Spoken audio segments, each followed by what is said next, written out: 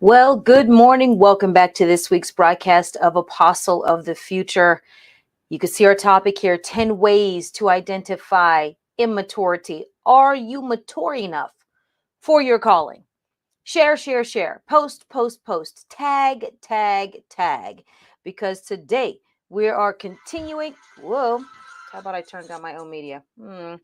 Today, we are continuing with our theme. We have our top 10 things that we've been going through about mentees and mentors and readiness. And so today, 10 ways to identify immaturity. Are you mature enough for your calling?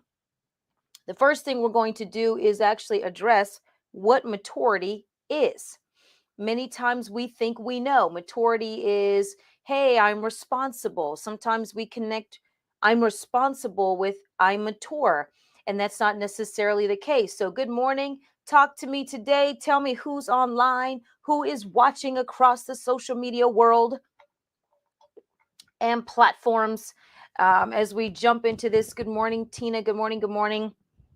I tell you what, maturity. You see here we have the binky, the pacifier in our covering image of today's broadcast, because we can see a pacifier speaks across the board. We don't need words. We don't need anything else. When we see the binky or whatever nickname your child has or you gave for your children, then we understand what that means. If you are a mentor or a mentee, then you definitely want to share with the people. If you are a mentor, share this broadcast now with mentees. Even if you're watching this later, say, hey, you need to check this out, because immaturity is not what we think it is sometimes, and neither is maturity. We have addressed previously about the top 10 mistakes that mentees make that just mess up their future, top 10 mistakes that mentors make with their mentees. Insight, wisdom. I've been doing this job to some degree from, let's just say, introduction all the way until now. 22 years to various degrees. And I tell you what, I have gone from being the only mentee to to only being a mentee, I should say, not the only mentee, to only being a mentee to now being a mentor, while still yet being a mentee to my chief apostle. Once you shift into the position of mentor, it does not mean that you are no longer a mentee. Can we say this again? Here's my bell. My bell is ready for ringing. Many times we think that promotion equals exemption. Promotion does not equate to exemption. So you can be promoted from being only a mentee to someone else to now being a mentor to other people, but that does not exempt you from still being mentored by a superior or by someone else. It might not be the same person. Maybe you've been elevated to the same level as who used to be your mentor, but even so, many times people still will have that original mentor them in some way, because position and experience are not the same thing. Entry level into a position is not the same as somebody who's been in that job for 10, 20, 30 years. So you may now be a prophet, and you may also be under a prophet, but you new to the office of the prophet does not equate to the years and the wisdom served of the prophet that you were under. Good morning, brother prophet CT Johnson, who's in the house today.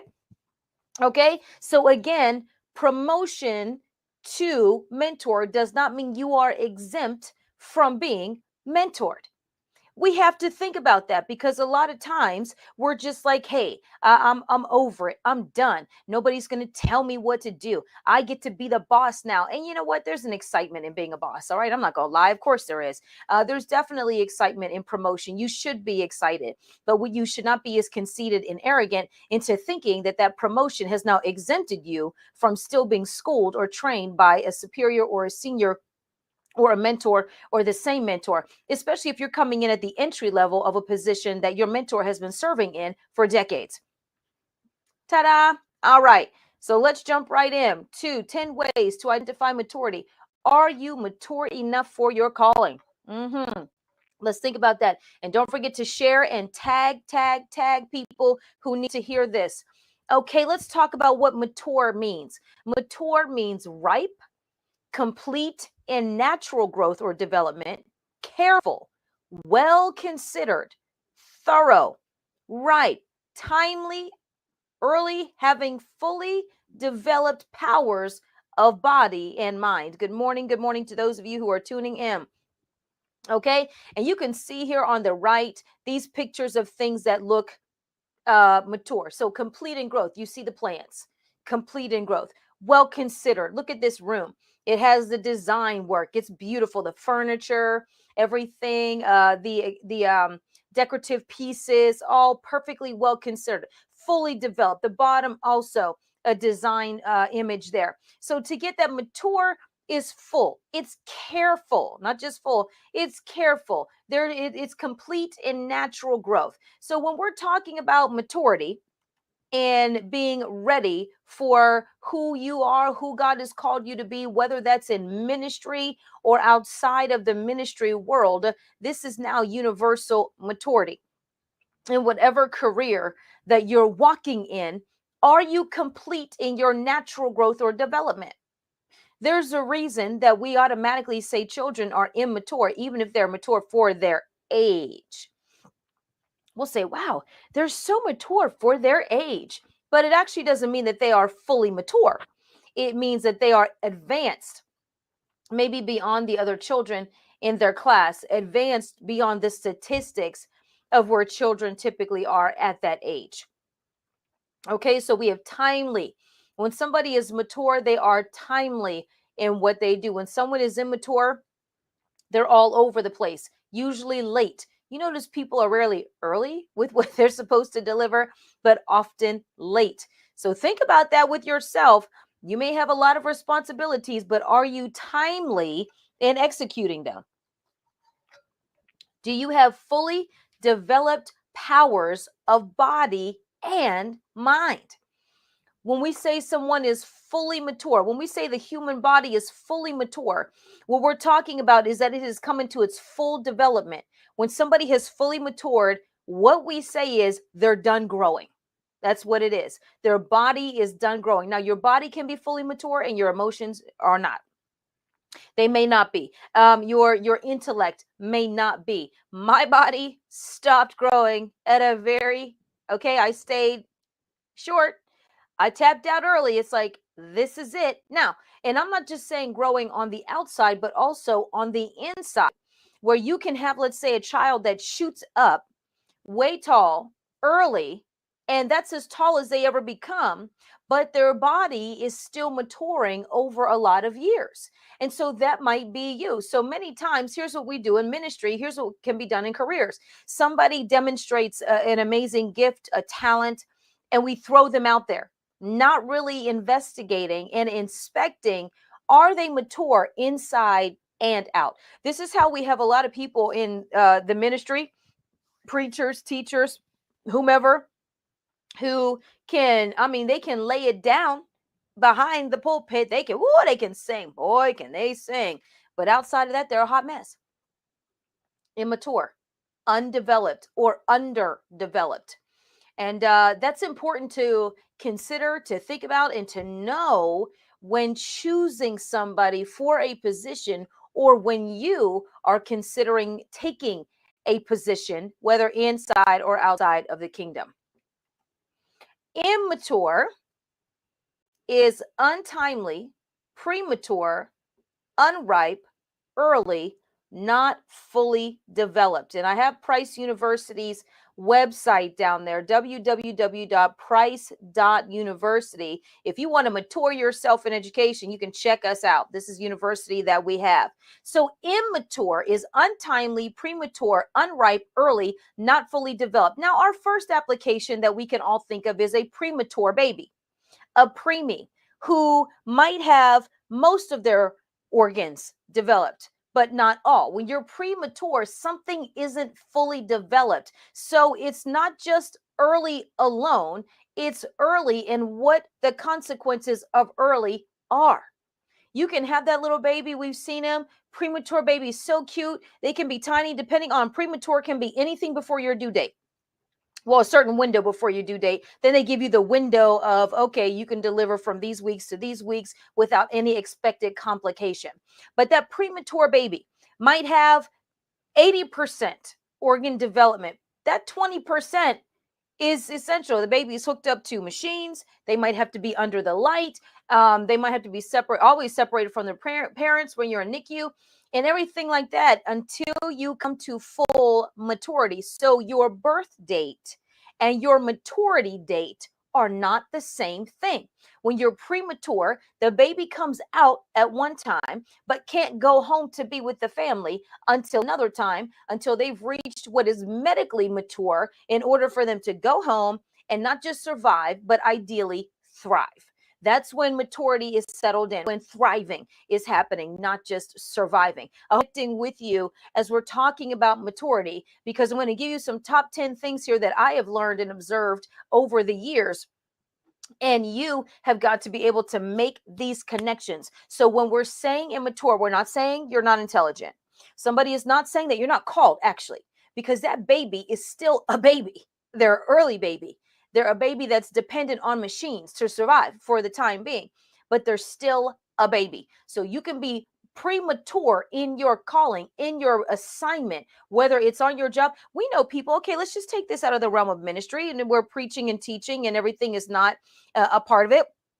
And they are put in a position on their job. They can't handle the pressure, can't handle the stress. They can't handle the dealing with the colleagues and coworkers and the dynamics of what it takes to actually be effective in the position and not just have your ideas going forth. So somebody says here, green apples are immature. Yeah, well, they can be. If they're not supposed to be green, then they can be. And so, right, you have your fruit that can be immature.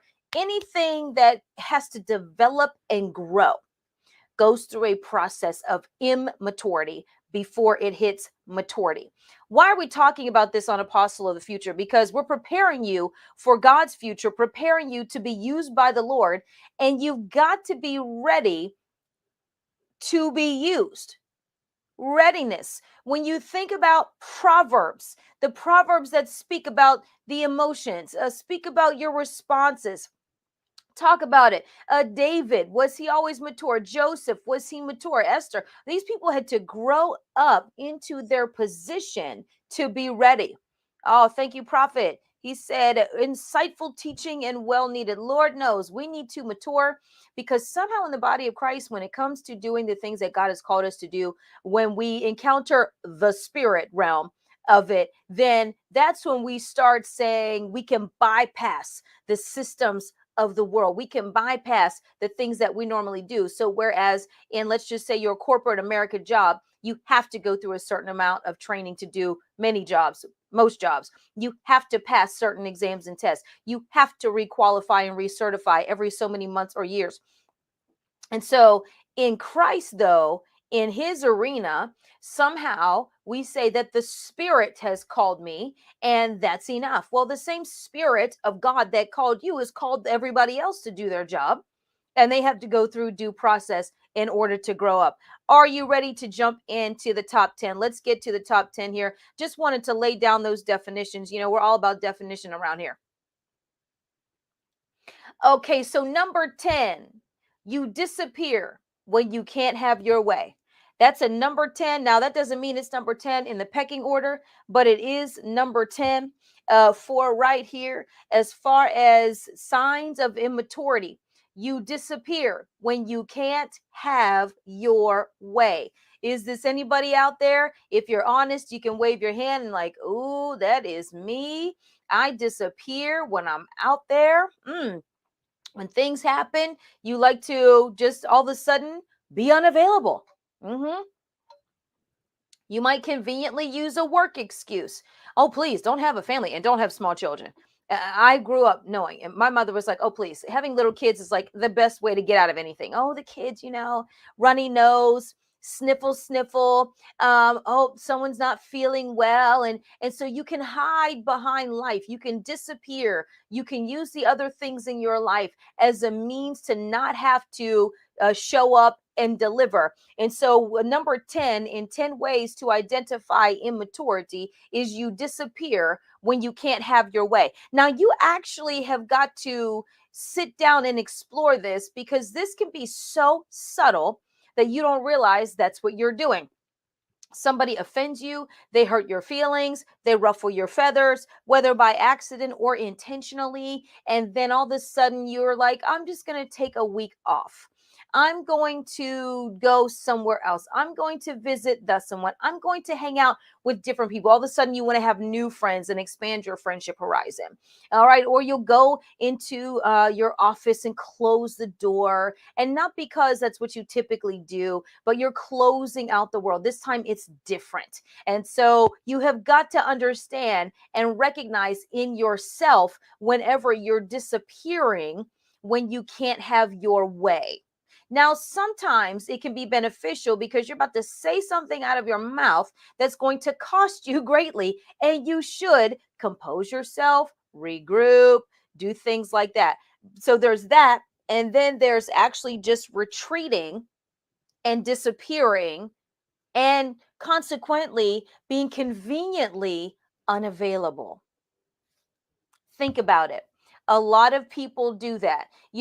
Children will just storm off. They'll go in a huff, they'll nurse their wounds, they'll get their toys or their books, but adults do the same thing if you haven't been taught not to do that. So typically, if you were the child that retreated to your bedroom when you were a kid, went to play with your dolls or your cars or your whatever, your dinosaurs, for hours on end, when you couldn't have your way, when you were having that tantrum, if you stomped off, chances are, as an adult, those same habits and patterns are in you. The difference is now you're an adult. So you don't have baby dolls and you don't have dinosaurs, but now we have cell phones, we have apps, we have other places where we can go.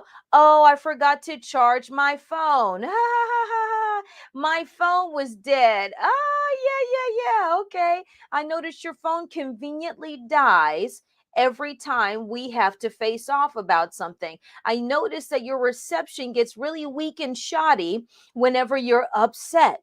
Think about that. Do you let your phone drain dead so you can say nobody could reach you? Did you? Is it possible? I mean, hey, because we do things, we are fearfully and wonderfully made. And we do a lot of things to protect ourselves. And I say in quotes, protect, because to us, we are protecting ourselves. Here we go. Let's go to number 9. Are you ready for number 9? Da, da, da, da, da. Number 9 is you are unable to accept full responsibilities for your mistakes. Unable to accept full responsibility for mistakes. And there's various nuances to this that will show up in our top 10 countdown. They may seem to be the same, but they're not the same. You're unable to accept responsibility for your mistakes. One of the things that we teach our leaders here is that everything rises and falls on leadership, which means when things go well, you are absolutely celebrated as a leader. And when they don't, you are absolutely held accountable as a leader. We want to be accountable, and we want to be known whenever it's everything is going good. Yes. Oh, look at so and so, they're awesome, they're amazing. But when things are not, this is when we get a little shifty. This is when we get a little sketchy. This is when we have to consider, is our leader hearing from God? Well, you're not perfect either, kind of thing. So when you're unable to accept full responsibility for your mistakes, even if that means, for example, you set out a report and valid information was missing. Let's just say that your boss needed to make a decision, and somebody else in your group did not put that information in the report, but you were the one who was submitting it. Even though you were not responsible for gathering that information, it was your job to see to it that it was included in the report. And so in not accepting the mistake is, well, hey, I mean, how am I supposed to know? And you start running down all those things. And my favorite, my least favorite, I'm going to ring the bell ahead. Nobody told me. That's my least favorite response. That's the go-to. Now I'm talking about The people who don't check and investigate and then say nobody told me. Not there was a whole meeting that happened that never happens. There was no way you would know that that happened and nobody told you. That's different than you weren't at the meeting and you asked nobody what happened. You didn't ask for the meeting minutes. You didn't check in with your supervisor or colleague to say, hey, you have a few minutes and let me know what was said, what was addressed. You missed the rehearsal and you didn't check in to see what was rehearsed. Can somebody send me a recording? And so we get to the day of ministry or performance and you are not ready. And then you're blaming everybody else for not telling you we changed how we sang this part of the song or how we play this part of the song or how this is dance. You know, I'm a worship leader, so I can use that as an example. I don't really have people like that in my team. They're proactive, so I can use that and not really be subtly talking about somebody because I don't. I'm not. Okay, that's not our situation at all. Definitely have go-getters and achievers and first fruits of praise, singers, band, and dance. Got to say that because sometimes people do talk about their team in a veiled way because they don't want to deal with them directly. That's not me. All right, moving on to number 8. Deflection is a default setting in your emotional response. Deflection. Deflect. Okay. So what does it mean to deflect? Well, reflect is to show back. You see your reflection in the mirror. Deflect is to push back, to push over. You're deflecting. So when somebody is addressing you about something, your gut instinct response is to what? Deflect to somebody else. Well, so and so didn't do this. So while we're saying, we'll use the example of the report, the information. Hey, Ashley, you know this information isn't in the report. Well, Joey, he doesn't have information in his report either, and I don't know why you're talking to me. Yes. Or your mentor is grooming you about something. We want you to be in order. I want your office to look a certain way. Well, so and so's office isn't clean. Well, thus and what's car isn't in order. Well, thus and what doesn't submit their report. See, that's deflection. Deflecting is not only not accepting your mistake or accepting the instruction, because it doesn't have to be a correction, it can be an instruction. Not accepting the instruction, but always pointing the finger at somebody else who's not usually not doing it. I remember years ago, Dr. Price said to somebody who she was really working to groom actually for their future. And they rattled off all the people that they knew that didn't do that. And they were still okay. And her response was classic because Dr. Price's responses are classic. And she said, I need to know why you always want to measure what I say against the person who's doing the least and still getting by. Why aren't you measuring it against all of the other people who are upholding the standard or exceeding the standard? I was like, wow, she wasn't even talking to me, but I felt like she was. In my heart, I felt like it was me. Okay. And I thought, ooh, oh my, huh. This is interesting. This is interesting. Okay, this is interesting. So is that you? Are you the person who in your mind is naturally bringing a standard down to the lowest common denominator of people who does it and still can get by? Is that you? That's a sign of immaturity, believe it or not. You think it's a sign of keen observation. I'm going to look like this, keen observation, but is actually a sign of immaturity. Whenever you're walking around thinking about, well, so and so doesn't do, and so, and thus and what doesn't. I mean, right now I'm in the process in my own personal life. Can I talk about my personal life for just a minute? In my own personal life of getting everything organized that's not seen, like in the drawers. Okay, so I have invested in the plastic bins and I'm an organizer anyway. And last year we had some major shifts in our life, personal space, office space. And you know how you kind of throw and go? You just throw it in there and you keep going. And as long as it looks right out here, it's good. But I tell you what, when God starts digging in your soul to get in the next level of order, can I talk to you today? Honestly, let me talk about myself. And if this is you, say amen with emoji. When God begins to drill down on you, especially in these kind of offices of leadership, to say, so let's clean out this refrigerator and let's wipe it down, wash it down. Let's get in all these drawers that nobody else will go in but you and maybe, my assistant or somebody. And let's put everything in order that's unseen, not that's just seen or only seen. That's when you know. Deflection is saying, well, nobody can see it. And so it's fine. It's my own personal space, technically. See, but that taking responsibility, maturity is taking responsibility, taking that instruction and taking it to the next level up here. Can somebody talk back to me today? All right, taking it and putting it up there at the top and not deflecting to who else is not doing, or to move. Deflecting is moving the attention off of yourself and putting it on someone or something else, usually and possibly in an accusatory tone.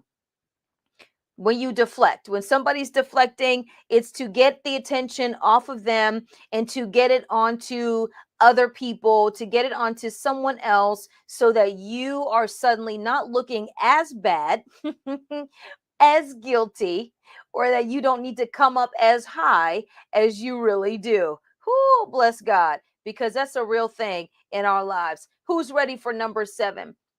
Number 7, blame shifting via the Greyhound bus ministry. This is what I call the Greyhound bus ministry, where you back that bus up over everybody else but yourself. So blame shifting, deflecting, blame shifting, not accepting responsibility. These are all cousins, okay? These are all, kissing cousins in the same family that have various ways in which they might show up. But blame shifting is now assigning blame to someone else. And I have the Greyhound bus ministry. This is what I call it, because there are people I know, and some in this organization, others not here, whatever, who their default setting is blaming other people.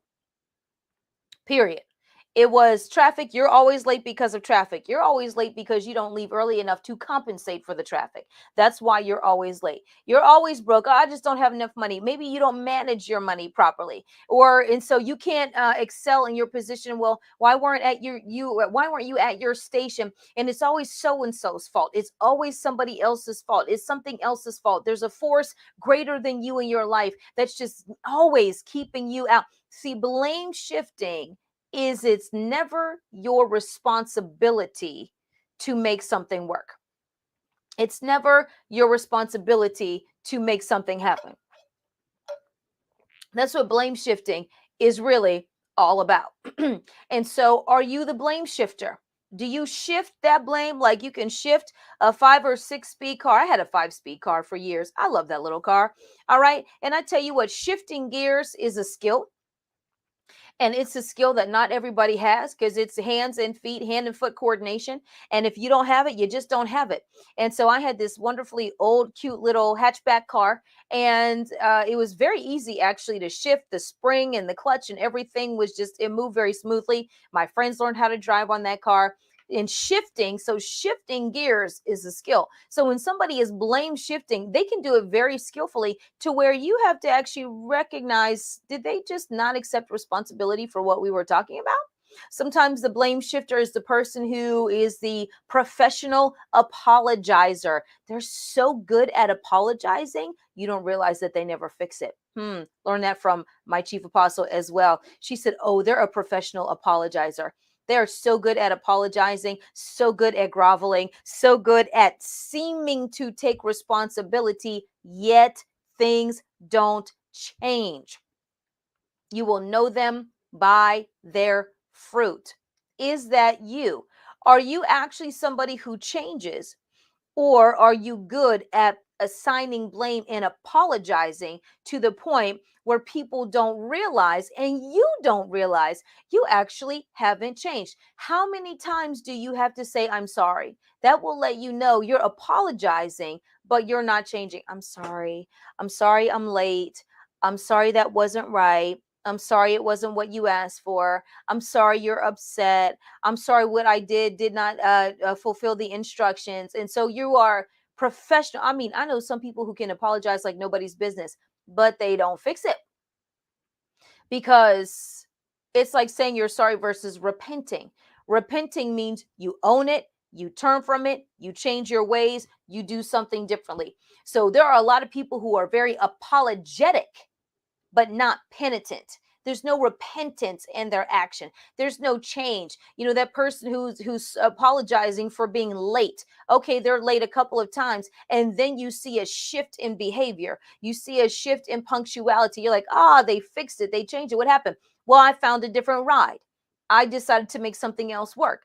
I took an earlier bus. I left 20 minutes early, even though I didn't want to, because I needed to be on time, because being on time was more important than my own comfort and my own comfort zone. And so you have to see, are you being apologetic, or are you actually repenting and changing and turning from your ways, which way or may not be wicked? Moving on down the list to number 6. You experience difficulty celebrating others. Can you believe that this is a sign of immaturity? You experience difficulty celebrating others. Now, who would ever think that's a sign of immaturity? But truly, if you struggle with celebrating other people, that might be envy, jealousy, rivalry, but you might just be immature. The immature person sometimes has a problem not being at the center of celebrated attention. If a team does something, but there's one person, let's just say the leader, a leader is always going to get recognition for the team. It's how it goes. When teams go to championships, the coach will get a lot of the credit. The talent is on the field playing the game, but the coach is developing, which is why we'll get the rings, they'll go around, they'll do it ever, but it's like, oh no, that coach had X amount of championships under their belt. They have job security by how many times they take their team to the win. Sometimes, and then of course, there are the players who have their own stats, their own recognitions, MVPs, and all kinds of things going on there that they receive. But it can be the coach, it can be the owner who gets credit for a lot of things, and not equal representation among the team. And so if you're somebody who is struggling with that, that might be a maturity issue, to where across the board you have a challenge celebrating others. You can't celebrate them without putting them down. You can't honor and recognize them without also saying a few things that get on your nerves that they do. Or you'll, say, oh yeah, I know so many people love them, and then run down 15 things that they had done to hurt you, while never acknowledging maybe your contribution to somebody else's pain, somebody else's hurt. And so when you have difficulty experiencing, when you experience difficulty celebrating others, that can be a maturity, an emotional, psychological maturity issue. It might be tied back to your childhood. Is it tied with pride? Jesse's asking on Facebook. It can be tied to pride. Many times it can be tied to pride, but sometimes it's not. Sometimes it's tied to hurt, to pain. Something from childhood where we were not honored, or you were not honored or recognized for something that you did, and you carry that with you, not realizing that you're carrying it with you. And then every time somebody else gets recognized or honored, that pain comes up, but it's disconnected from the direct memory. And so you're not really sure why. You just can't celebrate other people. Many times, if you're stuck like that, you're the person. Hold on, let me ring the bell already. You're the person sitting in the room who just always knows and swears that they know the inside scoop and story on people, and you wouldn't be celebrating them if you knew what I knew, kind of thing. And that's like everybody. That's everybody. Or you think, this person has everybody blinded to who they really are, and you're the only one who can see them for who they really are. Then that's a maturity issue. You might need some healing, some deliverance. Listen, we've all been there. I've been there, to where you don't realize that your own hurts and pains and scars are preventing you from celebrating others, which is really what you want them to do with you. Selah. Number 5. Being a team player can be a challenge for you. If you are struggling with immaturity, being a team player can be a challenge. Can it be? Is it a challenge for you? Are you somebody who, when you get with a team, you really rather not? And we're going to talk about the Lone Ranger in just a minute.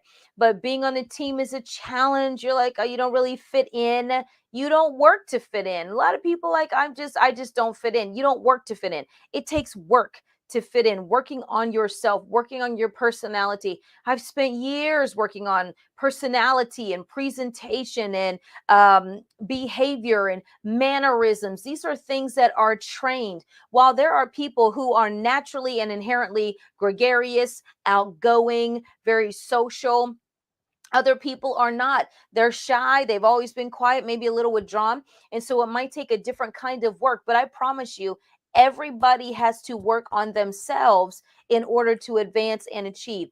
Everybody.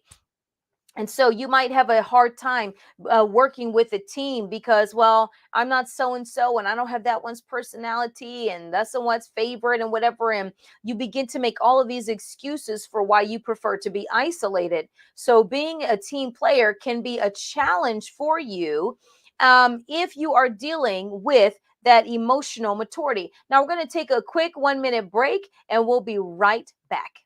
Mark your calendars for June 15th through the 18th in Tulsa, Oklahoma. Dr. Paula Price, author of the Prophet's Dictionary, hosts her annual Tulsa Prophetic Training Institute. This year's theme is the station of the prophet in God's future, unlocking the future of the Almighty with the key of prophecy. Keynote speakers include Prophet Elizabeth Ty-M Fook, Prophet C.T. Johnson, Assistant Chief Prophet Angela Powers, and Chief Prophet Tala Price. Register your teenagers for our youth conference. Our youth theme is Identity, the Key to Destiny, Redeeming This Generation. Visit www.drpaulaaprice.com to register individuals, teens, and groups today. And we're back.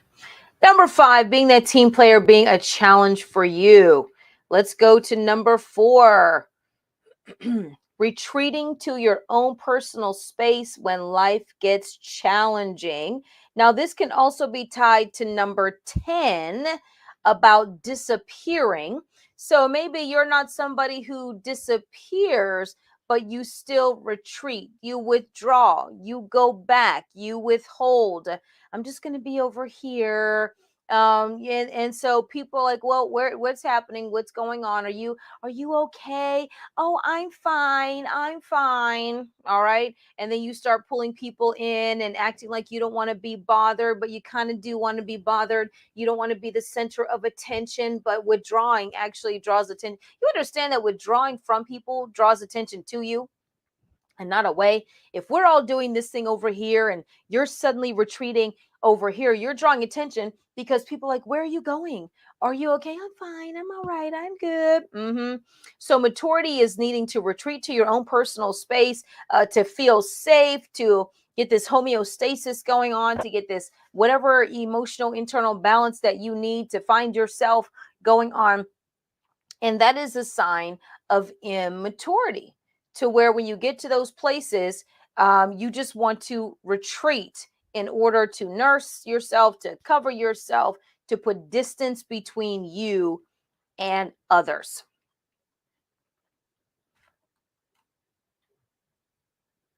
Number 3, and this is tied to it, self-proclaimed Lone Ranger as a means of protecting yourself.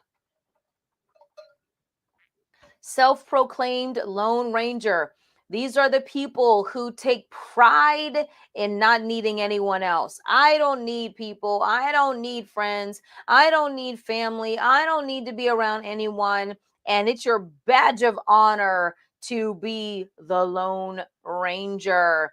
And really, it is immaturity because you're either unable to or unwilling to work through the social dynamic. People have a lot of social anxieties. I mean, now we have a diagnosis for everything. Okay. We used to wrap everything up under shy.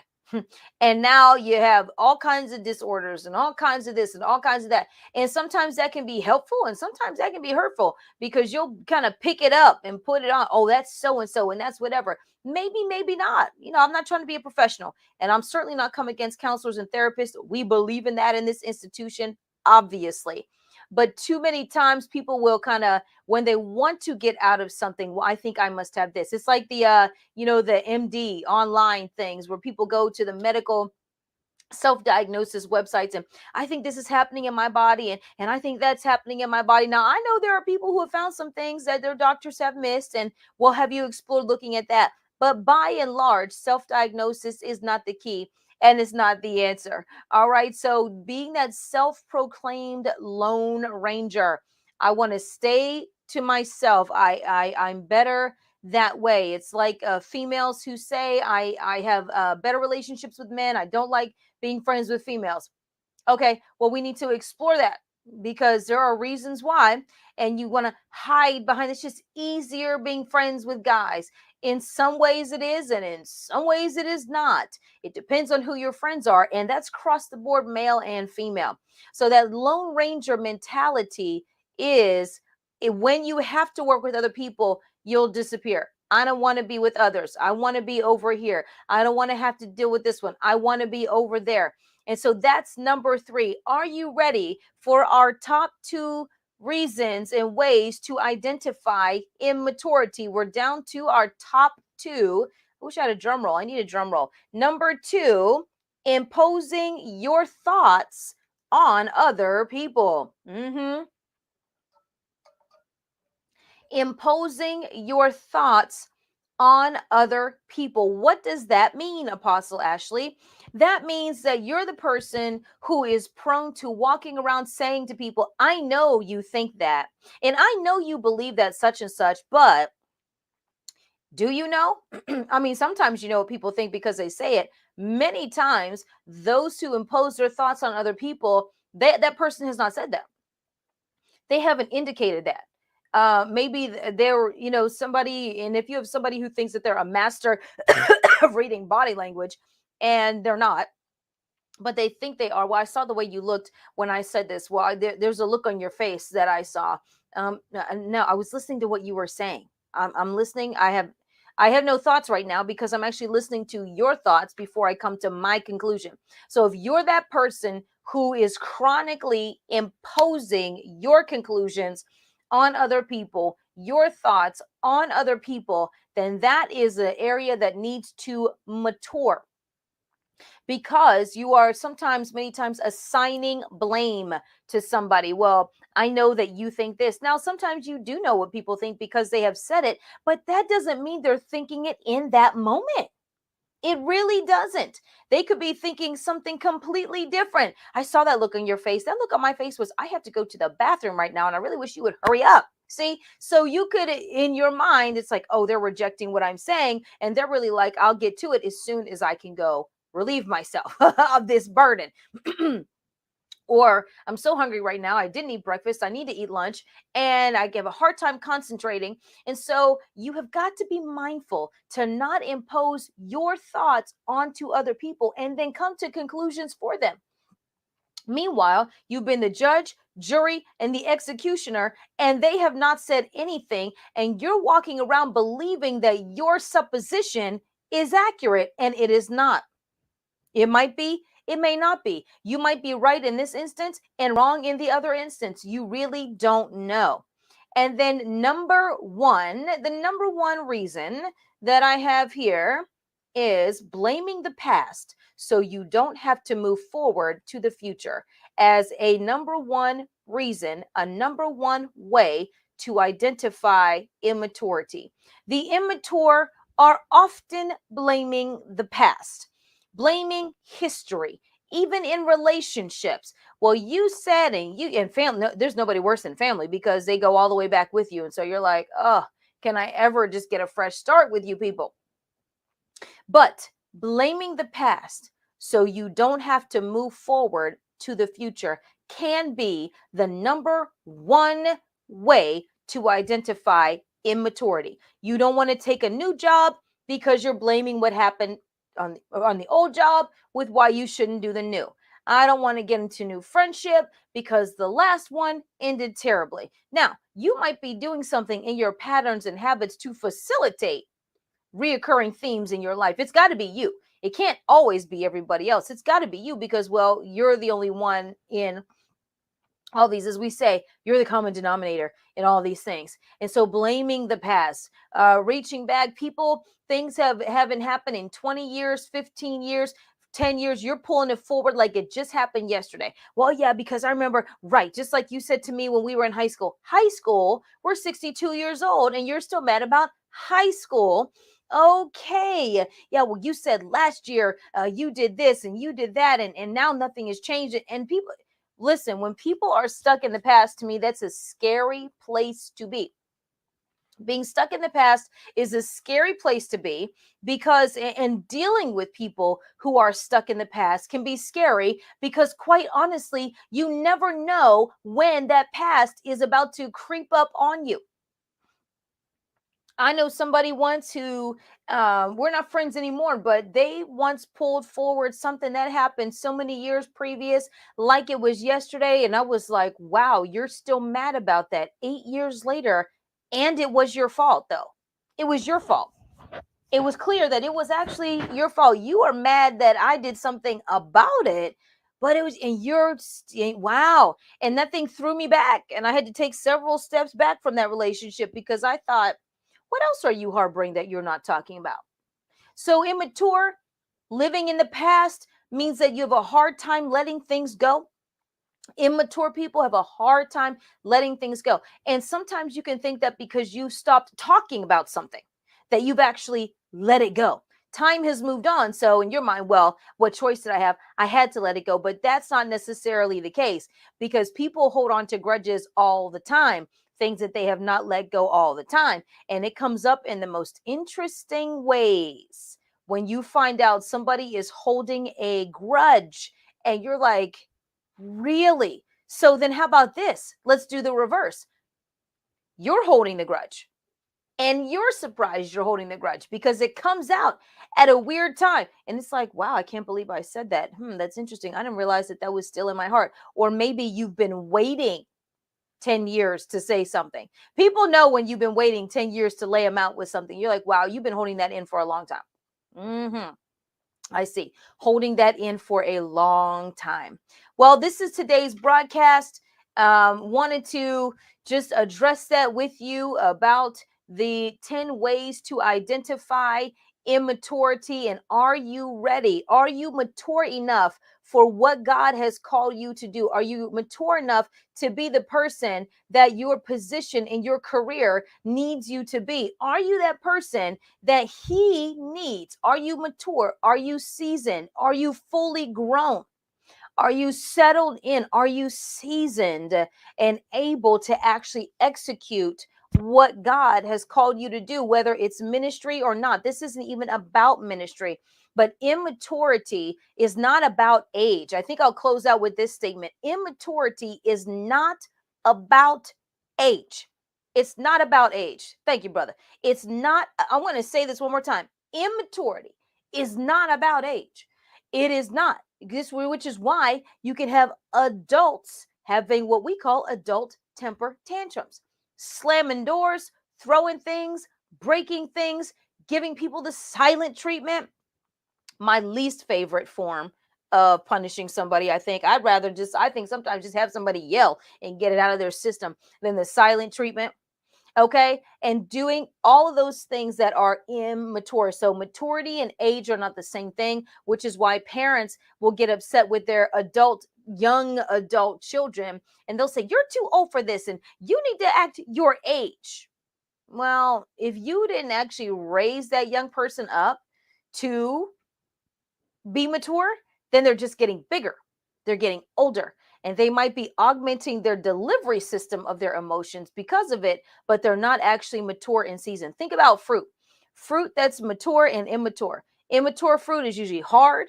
The flavor isn't there. You bite into it, your jaws get tight, depending on what you're biting into. You're like, ooh, if you can, or if you peel it open and you're like, oh, and now I have to throw it away because I opened this thing up and it's not mature. And now it will not finish maturing because it's been opened up prematurely. Man, I could preach on that all by itself, but I won't because today's broadcast has come to a conclusion.